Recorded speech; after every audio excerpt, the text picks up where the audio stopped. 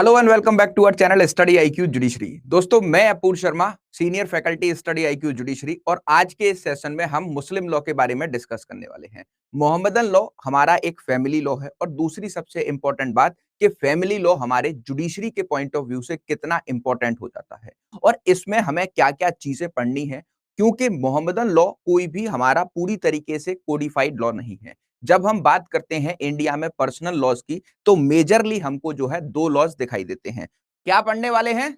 Mohammedan law का introduction पढ़ेंगे। और अभी आपको पता होगा, जितने भी हमारे थर्ड बैच के स्टूडेंट हैं, कि आपको हर एक सब्जेक्ट का एक ओवरव्यू दिया जा रहा है, जिससे कि आपके उस सब्जेक्ट के कुछ बेसिक्स क्लियर कराए जा सकें। और फिर आपकी जब सारे सब्जेक्ट जो आपको इस पूरे सिलेबस में 12 मंथ्स के दौरान पढ़ाए जाएंगे, उन सारे की क्लासेस जो है रेगुलर बेसिस पर स्टार्ट होंगी।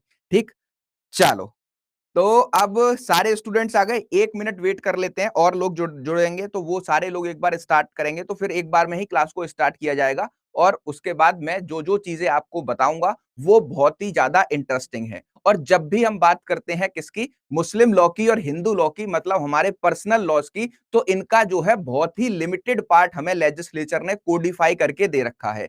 अब इन सारे लॉज को पढ़ने के लिए जो हमारे पुराने कस्टम्स हैं और ट्रेडिशंस हैं, उनके बेसिस पर हम इन सारे कॉन्सेप्ट्स को समझते हैं।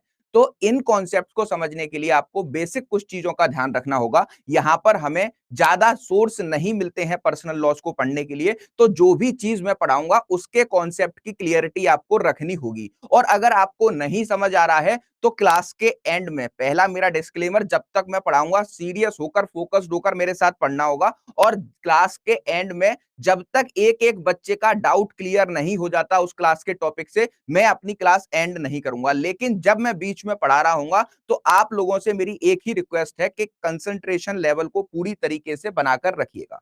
ठीक, चलो तो स्टार्ट करें फिर आज की क्लास। बताइए। चलो ठीक है, तो क्लास को स्टार्ट करते हैं। हम लोग आज जो है मोहम्मदन लॉ के बारे में डिस्कशन करेंगे। अब मोहम्मदन लॉ जो है हमारा पर्सनल लॉ की कैटेगरी में फॉल करता है। किसकी लॉ की? पर्सनल लॉ की कैटेगरी में मोहम्मदन लॉ फॉल करता है। इसको हम जो है रिलीजियस लॉ भी बोलते हैं। रिलीजियस लॉ बोलने का कारण क्या है कि अगर हम इंडियन प्रोस्पेक्टिव से देखें, तो बेसिकली हमें चार लॉज नजर आते हैं जो कि पर्टिकुलर ग्रुप ऑफ पर्संस पर या फिर पर्टिकुलर एक रिलीजन के लोगों पर एप्लीकेबल होते हैं। जैसे सबसे पहले अगर देखा जाए, तो एक हिंदू लॉ है जो हमारा फैमिली लॉ वन कहलाता है। ठीक, इसको हम फैमिली लॉ वन बोलते हैं। और जो हमारा दूसरा मुस्लिम लॉ है, या फिर आप मोहम्मदन लॉ इसको बोल सकते हैं, इसको हम फैमिली लॉ टू बोलते हैं। क्लियर? तीसरा हमें दिखाई देता है क्रिश्चियनिटी एक्ट। ये जो एक्ट है हमारा क्रिश्चियनिटी एक्ट, ये जो है हमारा क्रिश्चियन पर ऑल ओवर इंडिया एप्लीकेबल होता है। और एक हमें पारसी लॉज भी दिखाई देते हैं। तो इस तरीके से इंडिया में अलग अलग धर्म के लोगों के लिए अलग अलग जो है क्या है, उनके पर्सनल लॉ बनाए गए हैं। लेकिन जब हम जुडिशरी के पॉइंट ऑफ व्यू से बात करते हैं, तो हमें देखने को मिलता है कि जो मोहम्मदन लॉ है या फिर जो हमारा हिंदू लॉ है, दोनों ही लॉज बहुत ज्यादा इंपॉर्टेंट हो जाते हैं। अगर जुडिशरी के प्रोस्पेक्टिव से हम बात करें, तो हमें देखने को मिलता है कि वेरियस स्टेट के प्रीलिम्स और मेंस में हमसे ये पूछे जाते हैं। जैसे हरियाणा में आपने देखा, उत्तराखंड में ये आपसे पूछे जाते हैं, यूपी के पेपर में स्पेसिफिक मेंस में, और बिहार के पेपर में स्पेसिफिकली मेंस में पर्सनल लॉज के पेपर होते हैं। तो इसीलिए हमको मोहम्मदन लॉ और हिंदू लॉ दोनों के ही कॉन्सेप्ट को बहुत ही डिटेल में पढ़ना होता है। अब इनका कोडिफिकेशन नहीं होने के कारण हमको ये नहीं पता कि क्या क्या चीजें हमें इसमें पढ़नी होती हैं।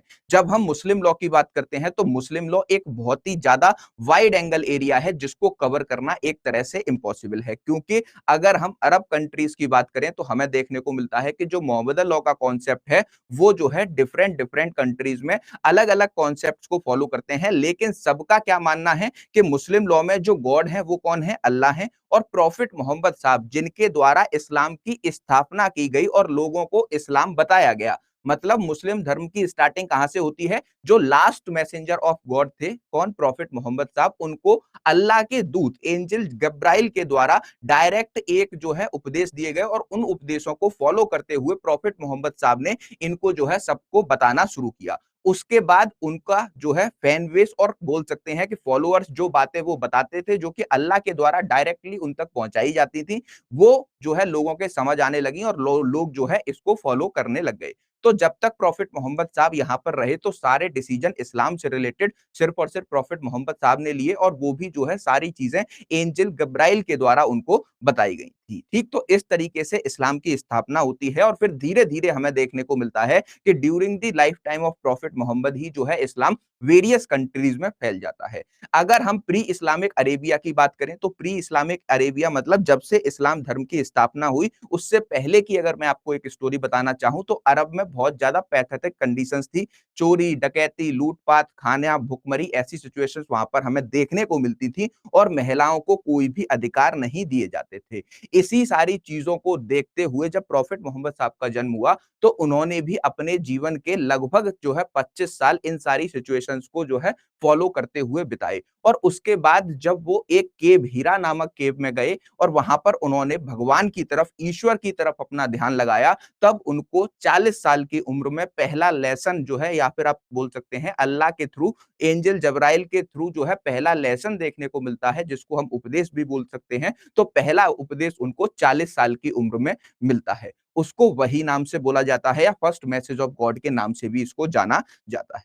इतनी बात अगर क्लियर हुई हो तो एक बार थम्स अप करो, फिर मैं आगे चलता हूं और फिर हम अब दूसरा पॉइंट डिस्कस करेंगे कि जुडिशरी के पॉइंट ऑफ व्यू से ये कितने स्टेट्स के लिए इंपॉर्टेंट है, और क्या-क्या चीज हमें इस्लामिक लॉ या मोहम्मदन लॉ को कवर करने के लिए होली सोली जुडिशरी के प्रोस्पेक्टिव से पढ़ना है। अगर मैं थोड़ा तेज बोल रहा हूं तो आप मुझे बता सकते हैं, क्योंकि मैं थोड़ा जब पढ़ाने के मोड में होता हूं बेटा तो बहुत ही ज्यादा स्पीड मेरी हाई रहती है, और फिर बिना रुके, बिना सोचे समझे रिपीट अगेन।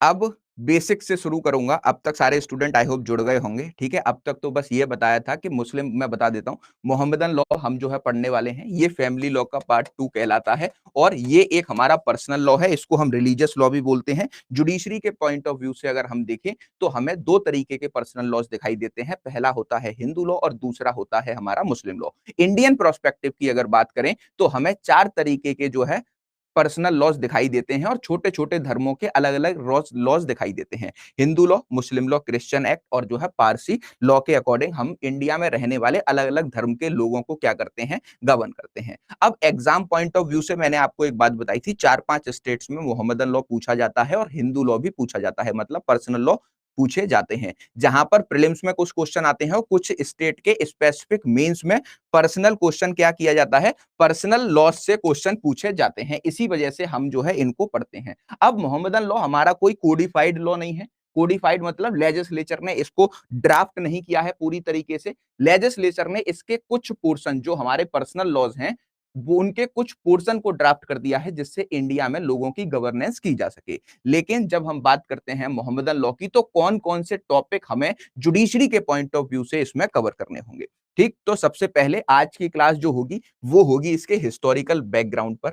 हिस्टोरिकल बैकग्राउंड जो है हमारा आज की क्लास का टॉपिक है, और जब मैं आपको मुस्लिम लॉ आपके बैच में पढ़ाने आऊंगा तो मैं आपको टोटल इस्लामिक लॉ के 16 टॉपिक्स कवर कराऊंगा, और ये 16 टॉपिक्स आपको लगभग 30 दिनों की क्लास में, 1 महीने तक हम इस्लामिक लॉ को पढ़ते हैं और मुस्लिम लॉ को कवर करते हैं।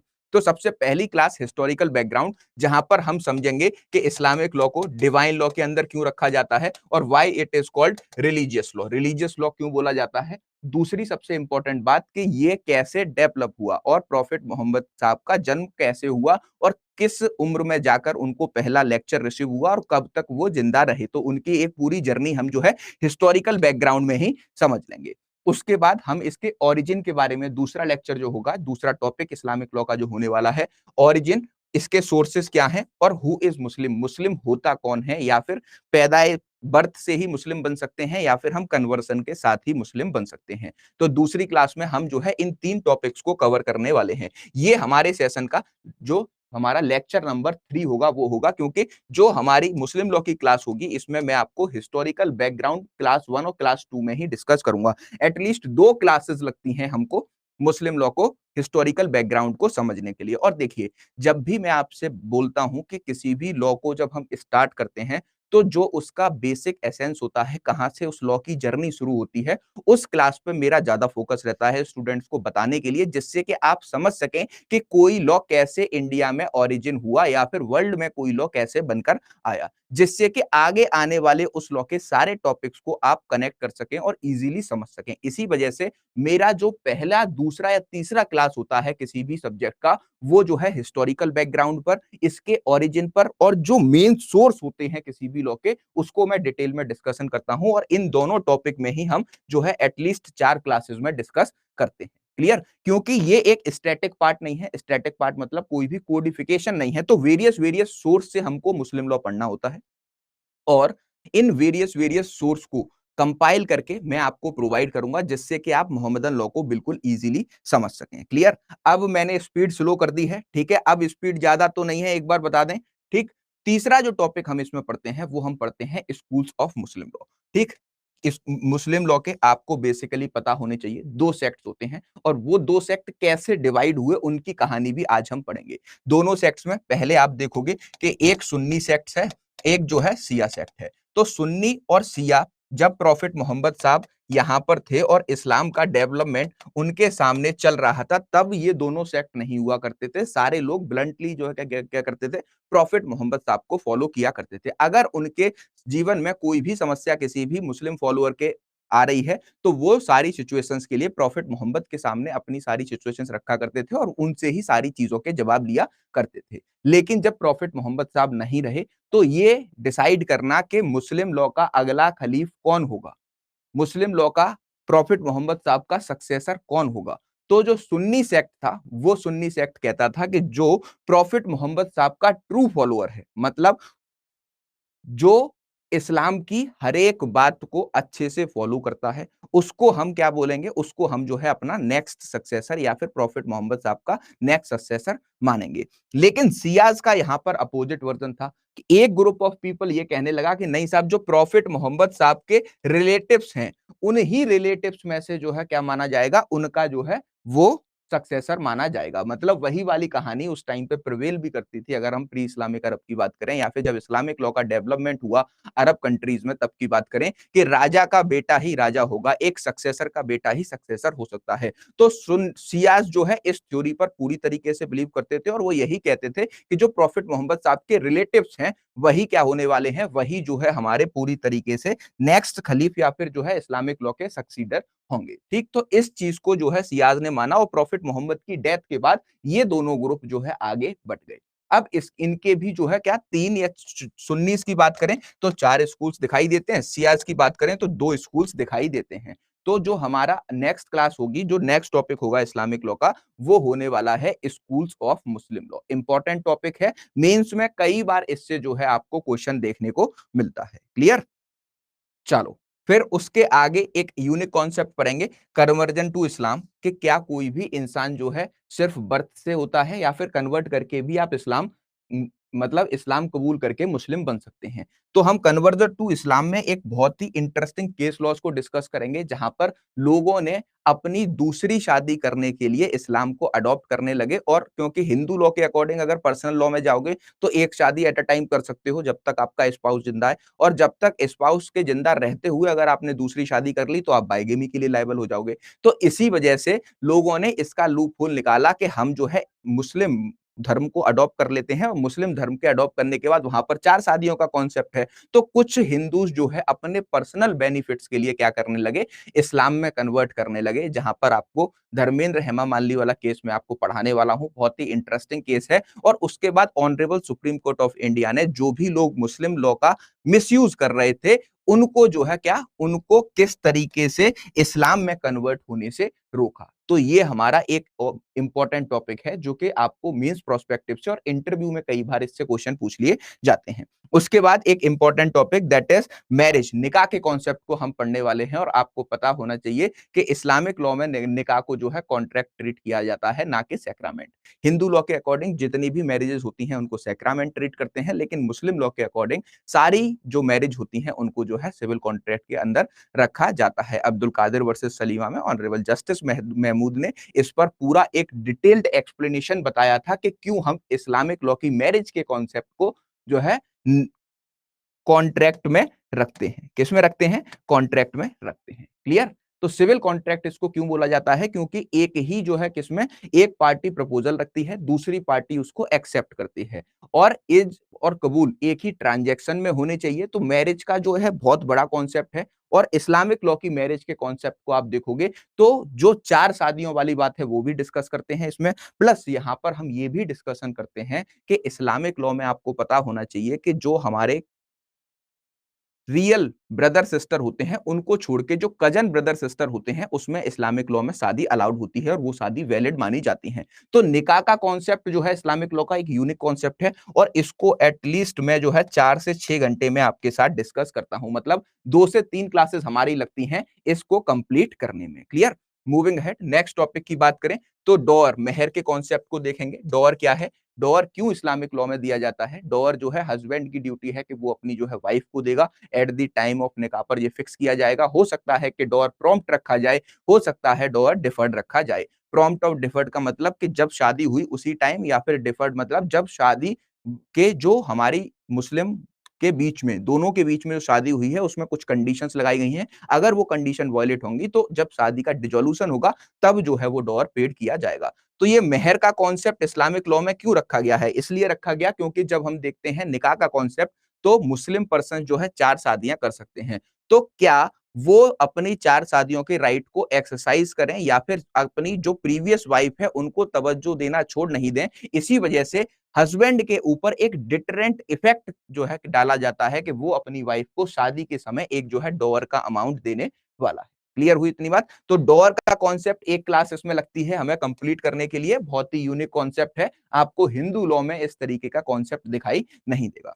उसके बाद हम डाइवोर्स का कॉन्सेप्ट पढ़ने वाले हैं। डाइवोर्स का कॉन्सेप्ट तो आपने अभी रिसेंटली देखा कि triple divorce honourable supreme court of India ने पूरी तरीके से अनकॉन्स्टिट्यूशनल और इनवैलिड डिक्लेयर कर दिया। तो जो ट्रिपल डाइवोर्स की कहानी है वो मैं आपको बहुत अच्छे से समझाऊंगा, और इसमें कहां से ये जर्नी शुरू होती है, जब हम आजाद हुए, भारतीय संविधान बन के रेडी हुआ, ट्रिपल डाइवोर्स को क्यों सुप्रीम कोर्ट ने अनकॉन्स्टिट्यूशनल बनाया, कितने केसेस में ट्रिपल डाइवोर्स के इस मुद्दे को उठाया गया। सबसे पहले अभी एक छोटा सा ब्रीफ बता देता हूं।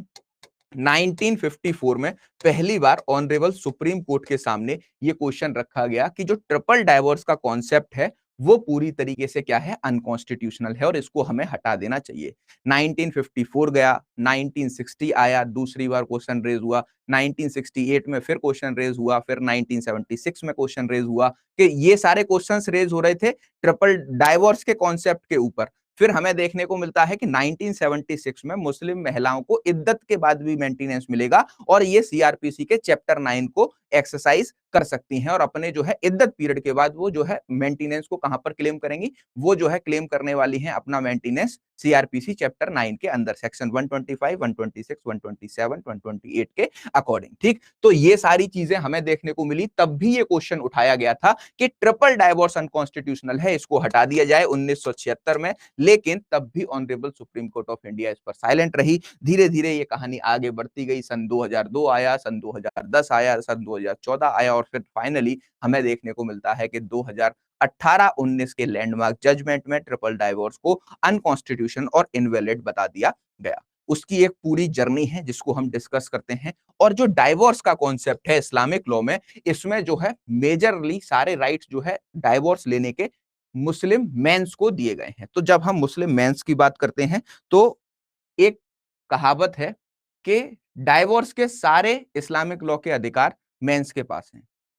फीमेल का कोई भी राइट नहीं है डाइवोर्स लेने का। एक डाइवोर्स होता है जिसको हम डेलीगेटेड तलाक के नाम से जानते हैं, वो भी हस्बैंड का अधिकार है कि वो अपनी वाइफ को क्या करेगी, वो अपने वाइफ को डेलीगेट करेगा कि अगर मैं इन कंडीशंस का वायलेट करता हूं तो आप मुझसे डाइवोर्स ले सकते हैं। इसी वजह से अनरूली हॉर्स नाम दिया जाता है डाइवोर्स के कॉन्सेप्ट में किसी भी मुस्लिम व्यक्ति को। और इसी के बाद हमें देखने को मिलता है कि जो सबसे पहला 1930 मतलब दूसरा एक्ट जो 1939 का डिसोल्यूशन ऑफ मैरिज एक्ट है, अंग्रेजों ने उसी समय बनाया था, क्योंकि तब इस्लामिक लॉ के अकॉर्डिंग महिलाओं के पास तलाक लेने का कोई भी अधिकार नहीं था, और वहीं पर अपोजिट में देखा जाए तो मेल्स के पास सारे अधिकार थे कि वो जो है किसी भी तरीके से इस्लामिक लॉ में डाइवोर्स दे सकते हैं। तो इस्लामिक लॉ के डाइवोर्स की बात करें तो एक बहुत ही लंबा कॉन्सेप्ट यहां पर हमें देखने को मिलता है, और इस डाइवोर्स के कॉन्सेप्ट के लिए मैं आपकी जो है 8 से 10 घंटे की क्लासेस, मतलब 4 से 5 क्लासेस हमें लगती हैं पूरे डाइवोर्स के कॉन्सेप्ट को समझने के लिए, क्योंकि सबसे ज्यादा आपको देखने को मिलता है कि यहां पर डाइवोर्स का कॉन्सेप्ट आपके कई सारे प्रीलिम्स एग्जाम में पूछा जाएगा। दूसरा, कई सारे मेंस के एग्जाम में ये हमसे पूछा जाता है। क्लियर हुई इतनी बात? तो डाइवोर्स में हम कम से कम 4 से 5 क्लासेस लेते हैं, जहां पर ट्रिपल डाइवोर्स को ही समझने में 2 क्लासेस लग जाती हैं। उसके बाद डिफरेंट टाइप ऑफ डाइवोर्स जो इस्लामिक लॉ के हैं, उसको हम एक-एक करके डिस्कस करते हैं। तो एटलीस्ट 8 से 10 घंटे हमें जो है डाइवोर्स के कॉन्सेप्ट को कंप्लीट करने में लगते हैं। उसके बाद हमारा आता है पेरेंटेज, लेजिटिमेसी एंड एक्नॉलेजमेंट। ठीक, तो यहां पर हमें देखने को मिलता है कि अडॉप्शन का कॉन्सेप्ट इस्लामिक लॉ में नहीं होता। ठीक, अडॉप्शन का कॉन्सेप्ट नहीं होता, तो इसी वजह से जो इस्लामिक लॉ में मदर फादर होते हैं, या फिर हम उन्हें गार्जियन बोल सकते हैं, वो लोग जिनके पास बच्चे नहीं होते, वो क्या करते हैं, पेरेंटेज ले लेते हैं, लेजिटिमेटी और एक्नॉलेज कर लेते हैं किसी भी मुस्लिम धर्म के बच्चे को। ठीक, तो ये एक यूनिक कॉन्सेप्ट है जो आपको दिखाई देगा, क्योंकि यहाँ पर अडॉप्शन वाला कॉन्सेप्ट नहीं है, इसीलिए इस्लामिक लॉ में इस कॉन्सेप्ट को रखा गया है। लगभग एक क्लास में हम इन सारे कॉन्सेप्ट को पूरी तरीके से क्या करते हैं, पूरी तरीके से कंप्लीट करते हैं। उसके बाद जो हमारा टॉपिक रहता है वो रहता है गार्जियनशिप। इसको हम हिजानत बोलते हैं कि गार्जियनशिप 3 तरीके की इस्लामिक लॉ में देखने को मिलती है। एक माइनर बच्चे की कस्टडी की, उसकी प्रॉपर्टी की, या फिर जो कोर्ट, जब ये दोनों नहीं होंगे तो कोर्ट जो है किसी को उसका गार्डियन अपॉइंट करेगा। तो गार्डियनशिप का कॉन्सेप्ट भी बहुत अच्छा है, जिसको एक क्लास में हम कंप्लीट करते हैं। उसके नेक्स्ट टॉपिक आता है maintenance. This is also a very important topic of the Islamic law, और यहां पर हम जो है सीआरपीसी के चैप्टर 9 का डिटेल डिस्कशन करते हैं। और ये कॉन्सेप्ट के इस्लामिक लॉ में अगर मैं मेंटेनेंस की बात करूं तो 2 मिनट का एक मैं आपको रिकैप देना चाहता हूं।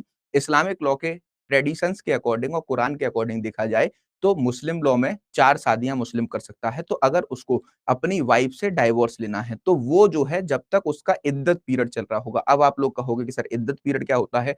एक मुस्लिम मैरिज डिसॉल्व हो रही है, उसके बाद में उसके कोई बच्चे का जन्म नहीं हो जाए। इसी वजह से इस्लामिक लॉ में एक इद्दत पीरियड नाम का कॉन्सेप्ट है, जहां पर जो वाइफ को डिसॉल्व मैरिज डेथ के थ्रू डिसॉल्व हो रही है या फिर उसको डाइवोर्स दिया जा रहा है, तो उतने टाइम पीरियड तक 2 या 3 महीने तक अलग-अलग जो है लॉज में अलग-अलग बताया गया है, वो जो है दूसरी शादी नहीं कर सकती और किसी से सेक्सुअल इंटरकोर्स नहीं कर सकती।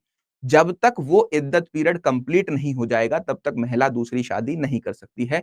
अब ये इद्दत पीरियड रखने का मेन मोटिव ये है कि जो इद्दत पीरियड के अंदर अगर वो लेडी प्रेग्नेंट हो जाती है तो जो बच्चा उसके इद्दत पीरियड के अंदर उसने बच्चे को कंसीव किया है उसकी पेरेंटेज किसकी मानी जाएगी। तो जो पति उसका डेथ कर चुका है जिसके वजह से शादी डिसॉल्व हुई है या फिर उसके पति ने डाइवोर्स के थ्रू शादी डिसॉल्व की है तो वो उसका बच्चा माना जाएगा। तो यहां पर जो है हम मेंटेनेंस को जब पढ़ेंगे तो इस्लामिक लॉ क्या कहती है? इस्लामिक लॉ कहती है कि एक हस्बैंड एंड वाइफ है, इनकी शादी होती है 1 जनवरी सन 2000 को। ठीक, 2000 में इनकी शादी हुई। अब 5 साल तक इनकी शादी कंटिन्यू चली और यहां पर क्या हुआ, 1 जनवरी 2005 के दिन यहां पर ये दोनों डिसाइड करते हैं कि हम एक दूसरे से डाइवोर्स लेंगे। ठीक, अब यहां पर डाइवोर्स इनका फाइनल हो जाता है। तो डाइवोर्स के बाद इद्दत पीरियड है 3 ल्यूनर मंथ। 3 lunar month. ठीक, अब 3 ल्यूनर मंथ का क्या होता है? हिजरी कैलेंडर के हिसाब से, हिजरी कैलेंडर के हिसाब से जो इस्लामिक कैलेंडर है उसके हिसाब से 29.5 दिन का एक महीना माना जाता है। कितना? 29.5 दिन का एक महीना माना जाता है। बिहार के प्रीलिम्स का ये क्वेश्चन है कि अगर हम हिजरी कैलेंडर के हिसाब से जाएं तो एक ल्यूनर मंथ में कितने नंबर ऑफ डेज होते हैं? तो 29.5 जो है क्या होते हैं, टोटल हमारे यहाँ पर डेज होते हैं। तो 3 ल्यूनर मंथ तक वुमेन क्या कर सकती है? वुमेन जो डाइवोर्स के 3 ल्यूनर मंथ तक सेकंड मैरिज या फिर किसी के साथ सेक्सुअल इंटरकोर्स को परफॉर्म नहीं कर सकती। ये ऑब्लिगेशन इसलिए लगाई गई है कि यहां पर ये दोनों अलग होते हैं और अलग हो जाने के बाद में अगर 3 महीने के अंतराल पर ये लेडी क्या कर रही है, ये लेडी पूरी तरीके से बच्चे को कंसीव कर पा रही है, तो उस बच्चे की पेरेंटेज किसकी होने वाली है, इस हस्बैंड की होने वाली है जिसकी शादी उससे सन 2000 में 1 जनवरी को हुई थी। तो पेरेंटेज को पता लगाने के लिए कि इस बच्चे का रियल बाप कौन है, इसीलिए जो है यहां पर इद्दत पीरियड का कॉन्सेप्ट देखने को मिलता है। तो इस्लामिक लॉ के प्रोस्पेक्टिव से हमें देखने को मिलता है कि जब यहां पर मैरिज डिसॉल्व हुई तो इस्लामिक लॉ हमसे कहता है कि 3 जो हमारे इद्दत पीरियड होंगे, उस इद्दत पीरियड तक के लिए ही इस्लामिक व्यक्ति क्या होगा, इस्लामिक व्यक्ति सिर्फ और सिर्फ मेंटेनेंस देने के लिए लायबल है। क्लियर हुई इतनी बात। लेकिन जैसे ही ये इद्दत पीरियड खत्म हो जाएगा, उसके बाद वुमेन के पास कोई भी राइट नहीं है कि वो जो है क्या ले सके, वो पूरी तरीके से यहां पर मेंटेनेंस को क्लेम कर सके।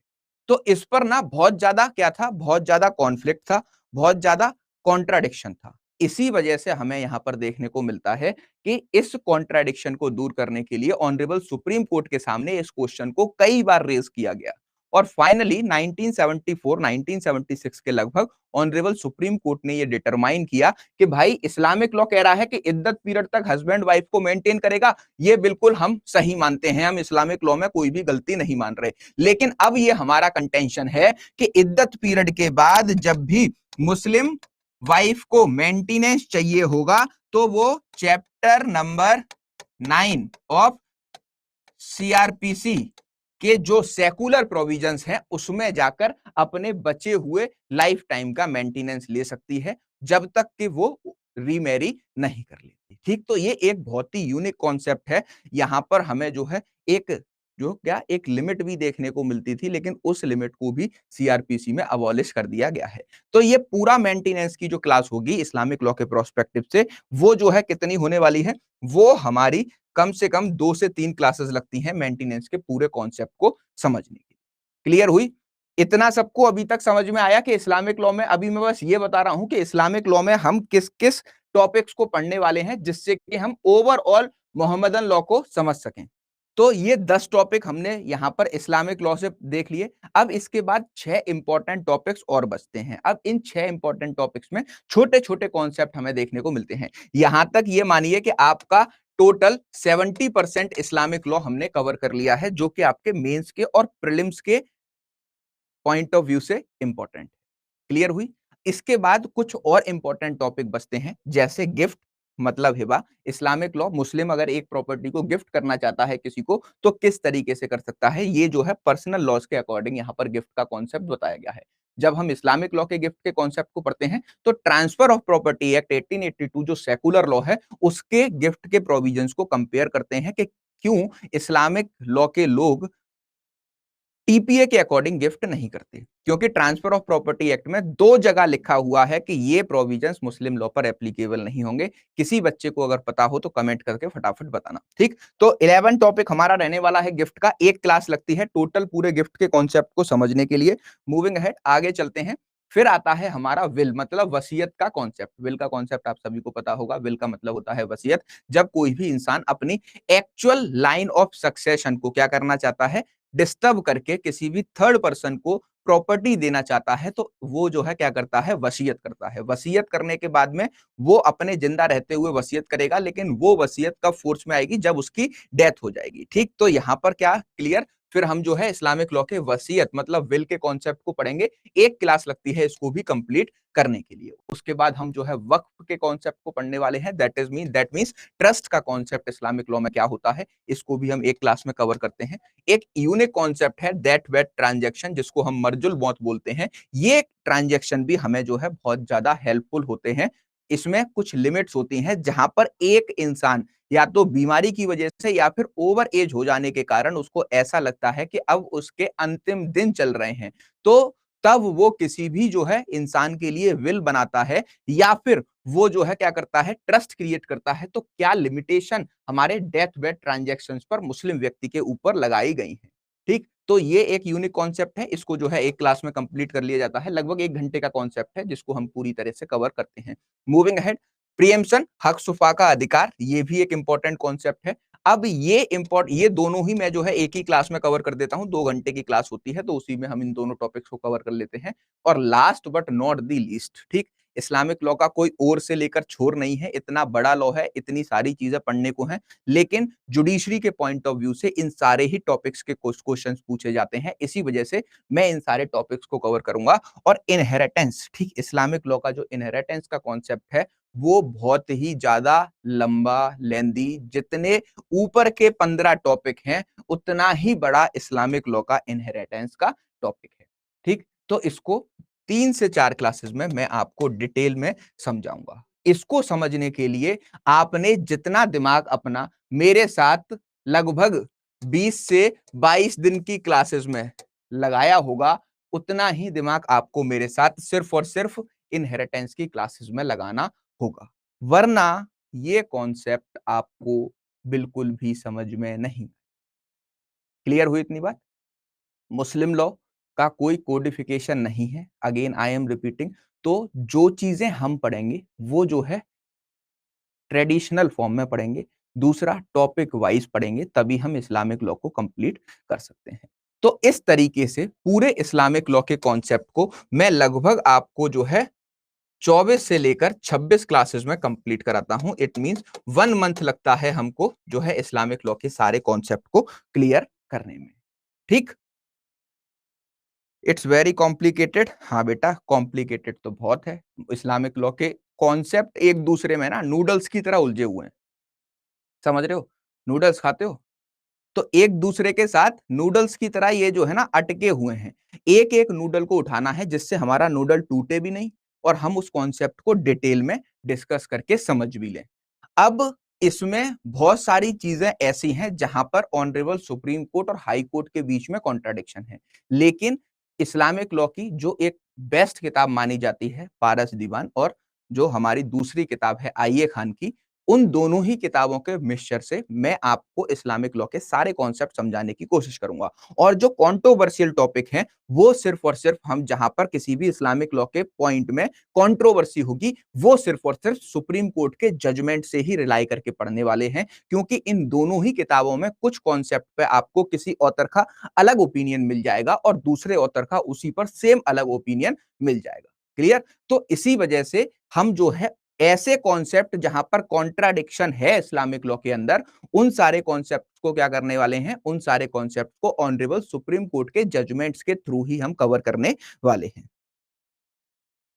सर आप तो पहले ही डरा रहे हो। बेटा मैं डरा बिल्कुल नहीं रहा हूं, मैं आपको बस ये बता रहा हूं कि जब इस्लामिक लॉ पढ़ाऊंगा तो कंसंट्रेशन लेवल इतना हाई रहना चाहिए कि 2 घंटे की क्लास में नोट्स वोट सब बने हुए मिल जाएंगे, या फिर दोबारा देखकर बना लेना, ठीक? वरना समझ में नहीं आएंगी चीजें और मैं 2 घंटे डेली आकर आपको पढ़ाकर चला जाऊंगा और आप लास्ट में ये कहोगे कि सर 25 क्लासेस कराई थी आपने लेकिन समझ में तो 3 ही आई।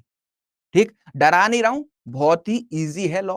ठीक, इस्लामिक लॉ को पढ़ना बहुत ही इजी है और इसमें कोई भी जो है घबराने वाली बात नहीं है। बस इसका कोई सोर्स नहीं है। जैसे इंडियन पीनल कोड पढ़ते हैं ना, तो लेजिस्लेचर ने ना आईपीसी को डिफाइन किया है, हर एक सेक्शन के इंग्रेडिएंट है, हर एक सेक्शन में इलस्ट्रेशन दी गई है, कब जो है किस व्यक्ति ने कौन सा क्राइम किया उसको किस सेक्शन में लायबल किया जाएगा, सिचुएशंस देख के हम पता कर लेते हैं। लेकिन ये जो है क्या है, अब देखो मेंटेनेंस का जो कॉन्सेप्ट है ना इस्लामिक लॉ में, क्यों मैं ये सारी चीजें कह रहा हूं उसको भी बता दे रहा हूं। मेंटेनेंस का कॉन्सेप्ट है ना, इस्लामिक लॉ क्या कहती है कि एक पति अपनी पत्नी को तब तक ही मेंटेनेंस देगा जब तक कि वो इद्दत पीरियड को फॉलो कर रही है। इद्दत पीरियड खत्म होते ही इस्लामिक लॉ का क्या होगा, इस्लामिक लॉ के अकॉर्डिंग वो मुस्लिम मैन अपनी वाइफ को मेंटेन करने के लिए लायबल नहीं है। लेकिन इस पर ऑनरेबल सुप्रीम कोर्ट ने इतने केसेस में ये हेल्ड किया और उसके बाद ये कॉन्सेप्ट निकल कर आता है कि इद्दत पीरियड के बाद chapter 9 of CrPC secular law में मुस्लिम महिला भी मेंटेनेंस क्लेम कर सकती है। ठीक, तो अब ये कॉन्सेप्ट मैं आपको ऐसे ही बता दूंगा मेंटेनेंस के कॉन्सेप्ट को पढ़ाने के बाद जो इस्लामिक लॉ में बताया गया है, और उसके बाद जो रीसेंट केस है उसको अगर मैंने आपको समझा दिया कि भाई इस फाइनल वर्डिक्ट से सुप्रीम कोर्ट ने ये एप्लीकेबल करा दिया, ठीक, तो आपको ना इसकी जर्नी नहीं पता चलेगी कि ये कहां से स्टार्ट हुआ, पहला केस कौन सा था, दूसरा केस कौन सा था, तीसरा केस कौन सा आया, उसमें सुप्रीम कोर्ट ने क्या दिया। तो ये सारी चीजें आप जो है अपने मीन्स में कैसे लिख कर आ पाएंगे, या फिर अगर आपका इंटरव्यू में इस पे कोई क्वेश्चन आ गया तो आप जो है कैसे पैनल को सेटिस्फाई करेंगे कि इसकी जर्नी ये है और इस तरीके से इस केस में ऑनरेबल सुप्रीम कोर्ट ने ये सारी चीजें डिस्कस की। ठीक, तो यहां पर थोड़ा कॉन्ट्राडिक्शन है इस्लामिक लॉ में कुछ पॉइंट्स पर, उसको जो है ऑनरेबल सुप्रीम कोर्ट के डिसीजन से ही फॉलो करने वाले हैं। ठीक, तलाकुल विद्दत वॉइड, ठीक है। अच्छा, अब ये तो हो गया सिलेबस, तो लगभग 1 महीने में आपको मुस्लिम लॉ पढ़ाऊंगा, ये बात आपने यहां पर जान ली। अब एग्जाम प्रोस्पेक्टिव से कुछ लोग कह रहे थे, उसको बता देता हूं। ठीक, तो ये 16 टॉपिक हम कवर करते हैं, इसमें सबसे इंपॉर्टेंट कभी एग्जाम में नहीं पूछा जाता, लेकिन आपके कॉलेजेस के एग्जाम में हमेशा ही पूछा जाता है, इनहेरिटेंस का कॉन्सेप्ट। और इनहेरिटेंस हमारा मेंस के प्रोस्पेक्टिव से बिल्कुल इंपॉर्टेंट नहीं है, बस इसके जो कुछ कॉन्सेप्ट हैं वहां पे प्रीलिम से क्वेश्चन पूछ लिए जाते हैं, लेकिन पूरा कॉन्सेप्ट मैं आपको इनहेरिटेंस का कवर कराऊंगा, कोई टेंशन लेने वाली बात नहीं है। ठीक, मोहम्मदन लॉ की अगर बात करें तो कुछ बच्चे इस बैच में ऐसे होंगे, वो ऐसे स्टेट्स की तैयारी कर रहे हैं जहां पर मोहम्मदन लॉ नहीं आता। ठीक, लेकिन जो बच्चे इन 4 मेजर स्टेट्स को फोकस कर रहे हैं या भविष्य में इन 4 स्टेट्स के पेपर को दे के वहां पर सिविल जज जूनियर डिवीजन बनना चाहते हैं। ठीक, पहला स्टेट है यूपी, दूसरा है बिहार, तीसरा है उत्तराखंड, चौथा है हरियाणा। ठीक, अगर आप इन चारों स्टेट्स में से किसी भी स्टेट की तैयारी कर रहे हैं तो इसके अलावा भी 3-4 अदर स्टेट्स हैं जहां पर मोहम्मदन लॉ और हिंदू लॉ पर्सनल लॉज पूछे जाते हैं, तो यहां पर प्रीलिम्स और मेंस, अब इन दोनों ही स्टेट्स में से अगर आप इन दोनों स्टेट्स पर जाओगे तो एक स्पेसिफिक पेपर कंडक्ट कराया जाता है मेंस में। मेंस में बता रहा हूं, प्रीलिम्स में तो इन चारों में आएगा, ठीक है। और इस बार उत्तराखंड में तो 15 नंबर का तो मुस्लिम लॉ आया, 17 मार्क्स का मुस्लिम लॉ आया था, और हिंदू लॉ की बात करें तो 22 मार्क्स का हिंदू लॉ आया था। क्लियर, तो उत्तराखंड ने तो इस बार फैमिली लॉ से ही लगभग 45 क्वेश्चन पूछ लिए थे। 150 नंबर का पूरा पेपर था, उसमें से हमारे कितना 45 क्वेश्चन तो सिर्फ और सिर्फ फैमिली लॉ से ही आए थे। तो उत्तराखंड वाले रेडी हो जाइएगा इस सारे कॉन्सेप्ट को समझने के लिए, मेंस में भी बहुत ज्यादा हेल्पफुल रहता है। अब जो मेंस का पेपर कंडक्ट कराया जाता है यूपी और बिहार में, इसमें आपका फैमिली लॉ का एक अलग से ऑप्शन होता है जहां पर आपका 150 और 100 नंबर का पेपर देखने को मिलता है। क्लियर हुई? क्लियर हुई इतनी बात? तो ये जो मैंने बोला कि ये मेजर 4 स्टेट्स हैं जहां पर मेंस प्रीलिम्स दोनों में, बाकी प्रीलिम्स में बहुत सारी जगह आता है। ठीक, तो यहां पर आपको क्या करना है, मुस्लिम लॉ को as well as Hindu law को इन सारे स्टेट्स के लिए तैयार करना है। क्लियर, अब आगे चलते हैं और अब इस्लामिक लॉ के हिस्टोरिकल बैकग्राउंड को समझते हैं। ठीक, मोहम्मदन लॉ ये जो ऑफिशियल वर्ड है वो हमारा किसने, ऑनरेबल सुप्रीम कोर्ट ने अपने जजमेंट्स में क्या किया है, जजमेंट्स में इसको रिकॉग्नाइज किया है। तो अगर मैं आपसे मोहम्मदन लॉ बोलूं या फिर मुस्लिम लॉ बोलूं तो यही डिटरमाइन करके चलना है कि आपको क्या करना होगा, आपको मैं मुस्लिम लॉ या फिर मोहम्मदन लॉ की ही बात कर रहा हूं। ठीक, ये नहीं होना चाहिए। अब देखो मोहम्मदन लॉ का प्रोस्पेक्टिव सुप्रीम कोर्ट ने इंडियन प्रोस्पेक्टिव के लिए इस्तेमाल किया। इसका क्या मतलब था कि कुछ स्पेसिफिक चीजें हैं जो इंडियन मुस्लिम के लिए बहुत ज्यादा इंपॉर्टेंट हैं और इस कॉन्सेप्ट को क्या करना होगा, इस कॉन्सेप्ट को जो है हमें पूरी तरीके से समझना होगा। और इसी मोहम्मदन लॉ के 16 टॉपिक हम जो है इंडियन जुडिशरी के प्रोस्पेक्टिव से पढ़ते हैं। वहीं पर अगर मैं इस्लामिक लॉ की बात करूं या फिर मुस्लिम लॉ की बात करूं तो बहुत सारे ऐसे कॉन्सेप्ट हैं जो कि इस्लामिक लॉ के वेरियस वेरियस कंट्रीज में क्या किए जाते हैं, फॉलो किए जाते हैं, और वो जो है अलग अलग ज्योग्राफिकल कंडीशंस देखकर कंट्री के अलग अलग होते हैं। ठीक, तो मोहम्मदन लॉ को जो है क्या बोला जाता है, पर्सनल लॉ बोला जाता है। ठीक, हिस्टोरिकल बैकग्राउंड स्टार्ट कर रहा हूं मैं, अब थोड़ा सा फोकस बना लेना, अब तक तो सिर्फ टॉपिक्स बताए थे कि क्या क्या टॉपिक्स हम मुस्लिम लॉ में पढ़ते हैं। ठीक है, तो पूरे कंसंट्रेशन के साथ रहना, एक कहानी सुनाऊंगा आपको इस्लामिक लॉ की कि कैसे इस्लामिक लॉ जो है डेवलप हुआ और कैसे इसको डिवाइन लॉ बोला जाता है। ठीक, फिर उसके बाद प्रॉफिट मोहम्मद साहब के बारे में कुछ चीजें जानेंगे, और टाइम मिला तो मैं आपको इस्लामिक लॉ के चारों सोर्सेस के बारे में भी बता दूंगा। ठीक, तो अब यहां पर इसको पर्सनल लॉ बोला जाता है, दूसरा इसको रिलीजियस लॉ बोला जाता है। क्या, रिलीजियस लॉ के अंदर इसको फॉल कराया जाता है। अब यहां पर समझने वाली बात यह है कि रिलीजियस लॉ होते क्या हैं। रिलीजियस लॉ होते क्या हैं, ठीक। तो अगर रिलीजियस लॉ की बात करें तो हमें इंडिया में दो तरीके के रिलीजियस लॉ मेजरली देखने को मिलते हैं। एक होता है हमारा हिंदू लॉ और एक होता है मुस्लिम लॉ। इसके अलावा पारसी लॉ भी है, क्रिश्चियन लॉ भी है, अदर सिक्स का एक अलग जो है गुरु मतलब ग्रंथ को जो फॉलो किया जाता है, जो अलग अलग धर्म के लॉ हैं। लेकिन मेजरली दो तरह के रिलीजियस लॉस इंडिया में दिखाई देते हैं जिनका लेजिस्लेचर ने भी कोडिफिकेशन कर रखा है, ठीक। तो पहला हो गया क्या हमारा हिंदू लॉ, दूसरा हो गया हमारा मुस्लिम लॉ। मुस्लिम लॉ में राइट कर रहा हूं मोहम्मदन लॉ ही है, ठीक है। और ये क्या है, ओनली एप्लीकेबल टू हिंदूज, ठीक। ये क्या है, only applicable to Muslims. Clear हुई इतनी बात। इस वजह से हम इसको रिलीजियस लॉ बोलते हैं और ये particular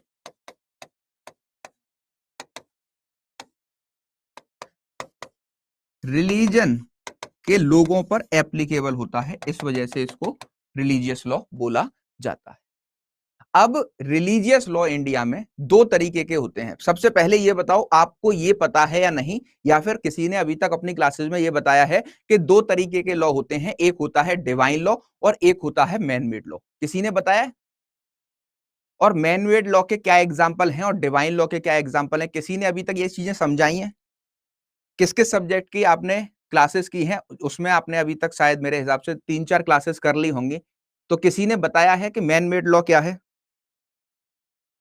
yes sir, no sir, yes sir, no sir, आधे बच्चों ने कर रखी हैं। चलो मैं बता देता हूं, ठीक है। और फिर उस प्रोस्पेक्टिव से आप ना इस्लामिक लॉ को समझना शुरू करेंगे मेरे साथ में, ठीक। तो रिलीजियस लॉ क्यों बोले जाते हैं? क्योंकि ये सिर्फ हिंदू पर एप्लीकेबल हैं और हिंदू को कवर करते हैं ऑल ओवर इंडिया, और ये मुस्लिम्स को कवर करते हैं, इसीलिए ये रिलीजियस लॉ है।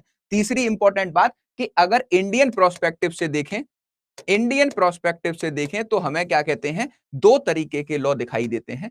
पहला होता है क्या, पहला होता है हमारा डिवाइन लॉ, एक होता है हमारा मैन मेड लॉ। अब देखो, मैन मेड लॉ वो लॉज हैं जो कि एक पर्सन के द्वारा दूसरे पर्सन को बनाकर दिए गए हैं। मतलब जैसे अगर इंडियन प्रोस्पेक्टिव से देखें तो इंडियन पार्लियामेंट के पास ये अधिकार है कि वो क्या कर सकते हैं, इंडियन टेरिटरीज के लिए लॉ बना सकते हैं। अब पार्लियामेंट में किन लोगों को सिलेक्ट करके भेजा गया है? पार्लियामेंट में जो है आपको पता होना चाहिए, तीन चीज होती है इंडियन पार्लियामेंट में। पहले होते हैं हमारा लोकसभा, दूसरा होता है राज्यसभा, और प्रेसिडेंट को भी इंडियन पार्लियामेंट के अंदर इंक्लूड किया जाता है। तो जब इंडिया के प्रोस्पेक्टिव से जो भी इंडिया के लोगों के द्वारा चुने गए रिप्रेजेंटेटिव पार्लियामेंट में बैठते हैं और वो इंडिया को गवर्न करने के लिए सारे लॉज बनाते हैं। ऐसे ही जब हम स्टेट्स की बात करते हैं तो जैसा हमारा सेंट्रल का स्वरूप दिखाई देता है, उसी तरीके से हमारा स्टेट लेवल पे भी जो है हर एक राज्य सरकार को कुछ मैटर्स पर लॉ बनाने की इजाजत दी गई है, ठीक।